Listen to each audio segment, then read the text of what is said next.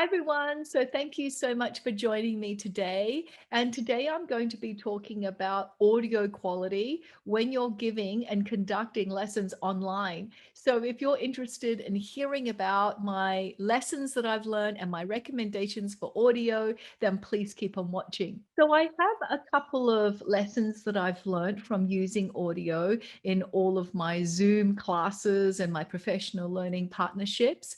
And I would say I'm going to split them up into some do's and don'ts.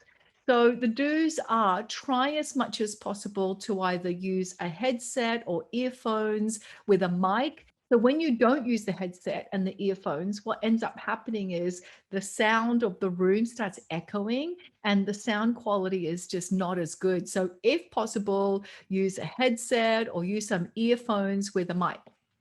Now, another do is to test your sound out before, right? And keep checking because sometimes things, technology gremlins do like to visit. So it's not a matter of if they visit, it's when they visit. They actually like to play with the different audio settings. And I have a few different microphones. So I've got to constantly go into the settings to check which microphone that software is picking up. So just make sure, you do a couple of tests beforehand.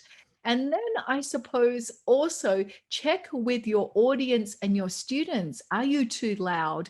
Are you speaking clearly? And I think if you try to ask for that feedback, then you'll be able to adjust your sound quality accordingly.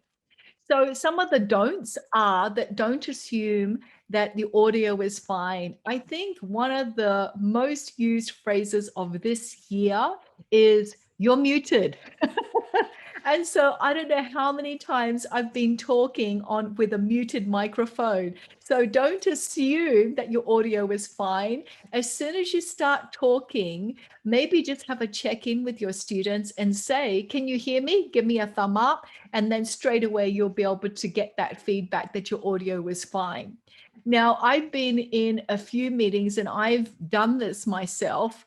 My hair, my jewelry, and even the breathing gets in the way and it gets quite noisy and it's quite distracting. So just make sure that your hair is not constantly rubbing on the microphone or your earrings are not touching it. And even just breathing as well can actually sound quite magnified if you're in the online environment.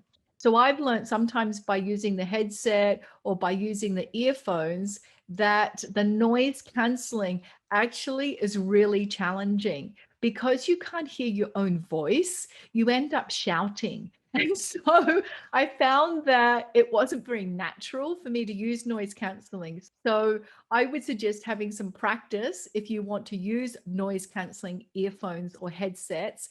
I tend to switch it off. I tend to have transparency with my earphones so that I can still hear myself talking and I don't end up like shouting as well. I think that you can find a lot of affordable audio tools and equipment.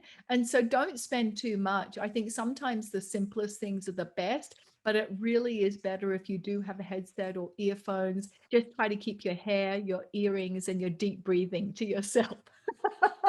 Okay, so thank you so much for joining me this week. If you've got any suggestions, I would love to hear them of how we can actually keep the audio quality of our online lessons high.